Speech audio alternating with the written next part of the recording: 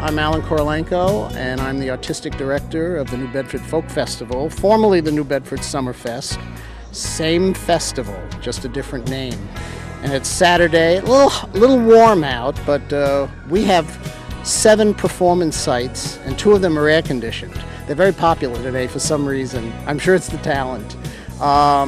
Actually, all of the sites look like they're doing very well, and people are hydrating, and everybody seems to be having a good time.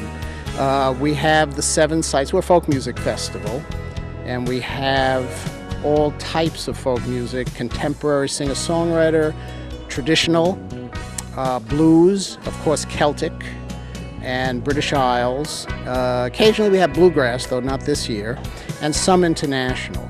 We're a little different from ethnic festivals that you might attend in New Bedford all the time, the great the Feast and all of the wonderful Cape Verdean music that you hear. And we try to do something different and yet supplement the musical experience that New Bedford has, and we hope we're able to do that. We also have 90 crafts, and they're juried, so handmade. Those that are sold, some people, we have an international area, they're selling crafts that they haven't personally made, but they are handmade crafts. Most of the crafts are handmade by the person selling. So just coming for the craft show is a delight. And we have a bit of food. And I do want to mention the area restaurants right there. I mean, it's just great to come in and sit down and have a great meal at all of the restaurants in and around the festival. We bring in, the Seafood Hut is doing our seafood this year, and we also have, food for the kids.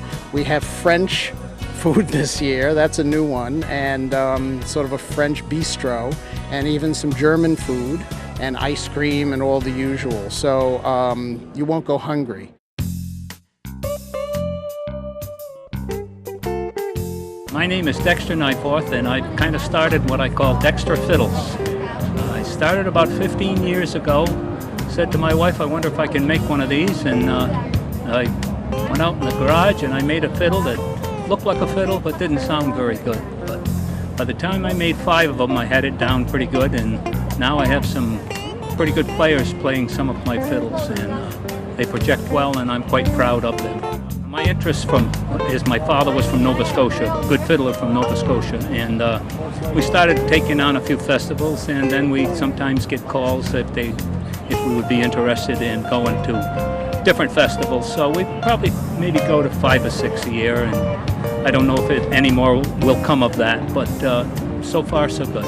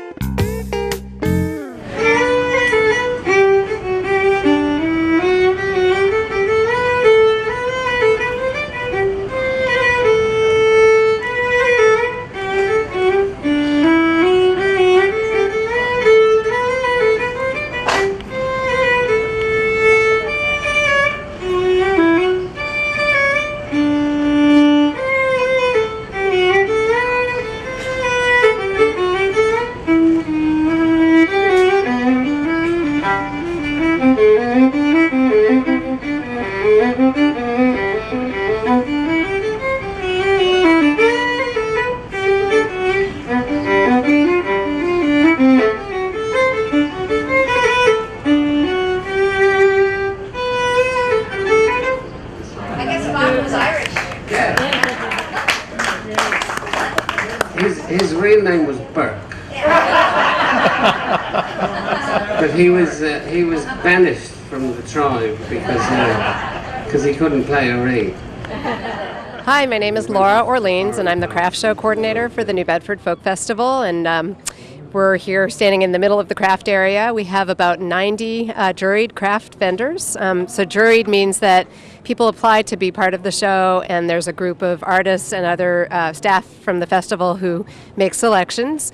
And we're looking for high quality, of course, but also uniqueness. So, you know, we don't want to have 10 of the same sort of thing. We want to have lots of different original, beautiful handmade artwork, and so we think we've assembled a really incredible show this year. We have a lot of people who've been part of our show for 15 years or more, but we also have quite a few new vendors this year, and so we're really excited. For the first time, we have a fiddle maker, whose name is Dexter Nyforth, Dexter's Fiddles. We have a guy who comes down from Maine who makes really, really beautiful wooden salad spoons and, salad bowls and those sorts of things, cutting boards. Trying to think of some of the other. We have lots of jewelry, of course, for all the ladies out there. And, there's really something for everyone. There's crafts for kids. There's lots of interesting clothing, a lot of unique things that you can't find anywhere else. So think about, they say Christmas in July. I mean, it's a great place to get your holiday shopping done. I'm never that organized, but I know people who walk through this craft area and they come out and they're done with their holiday shopping. So I would highly advise it. You can walk around the entire craft area free of charge. We hope that you will support the festival and purchase a wristband. It's an incredible bargain, and the wristband gets you into all 7 stages. We have over 50 performers and music going from 11 o'clock each day until 9 p.m. at night. So it's an incredible deal. There's a nice breeze, and we're really happy to be here.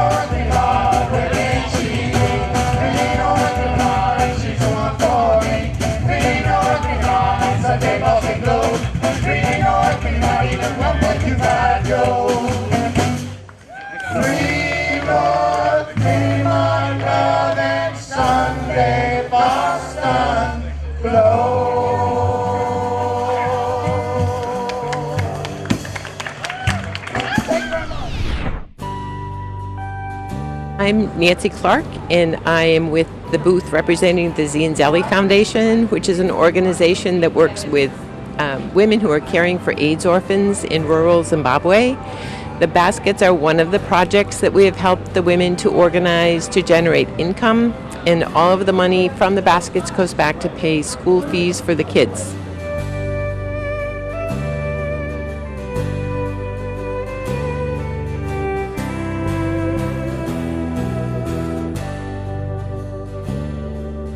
Hi, I'm Shauna Heimbaugh. This is my first time selling my photography at the Folk Festival.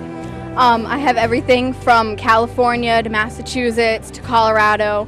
I really like to take candids and close-ups and abstract pictures so that you don't know what it is when you look at it. I've got everything that you can imagine, from horses to praying mantises to like alligators and stuff like that. Fireworks, everything. This is really fun. This is one of the best things I've ever been to because it's so helpful. Everyone that comes by asks you, how's it going? They tell you how good you're doing and how fun it is and how good you're doing and all that stuff. It's really It's really great. Hi, my name is Ginny Rometti Brown, and this is all my work. I'm a jeweler, and the name of my business is Ginny Rometti Designs, Jewels for the Journey. And I like to think that people, when they purchase my work and wear it or give it, that they're giving a little piece of joy, and they get cheered up when they wear the pieces. I also like to tell people that some of my work really will become heirlooms if you pass them on to your loved ones after you've worn them and enjoyed them, and hopefully they'll last a long time. I always let people know that if there's any problem, I can fix it, and in fact they bring work to me, pieces that need repair, and I can do it right here at the show. I bring my little toolbox, and when I get a little space, I'll assemble a few things that I've already made in the studio, and I'll put them on my displays as I'm, waiting for people to approach the booth. So I keep very busy. I work in several media. I was a potter for many years, so the work on my left and to your right is a lot of porcelain and a little bit of stoneware. I do these flutonians, which are little flutes. They look like little paperweights, but they actually are flutes. You can blow into them and make at least 5 or 6 tones. And I've played a little bit of tune on them myself. I'm not a musician, but can do it. So they're fun, and people are always attracted to them. Been making them for years. When I was a potter, I made a lot of flutes and other things. But on this side of my booth, I've got silver and gold items, some mixed metals with brass and copper.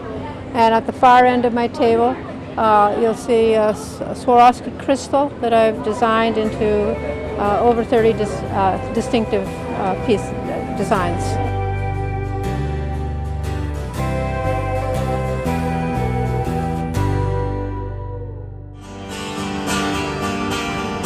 In an hour, maybe more, you'll be wet clear through. The air is cooler now. Pull your hat brim further down and watch the field behind the plow. Turn a straight dark road. Put another season's promise in the ground. And if the harvest any good, the money just might cover all the loans. You mortgage all you own. Buy the kids a winter coat. Take your wife back east for Christmas if you can. All summer she hangs on when you're so tied to the land.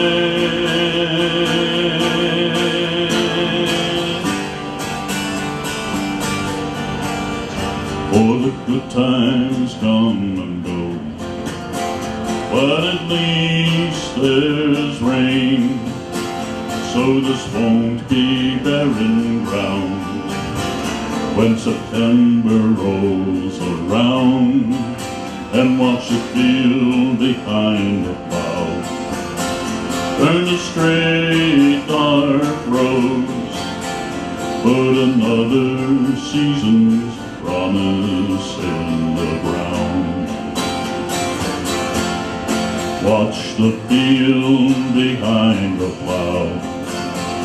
Turn the straight dark roads, put another season's promise in the ground.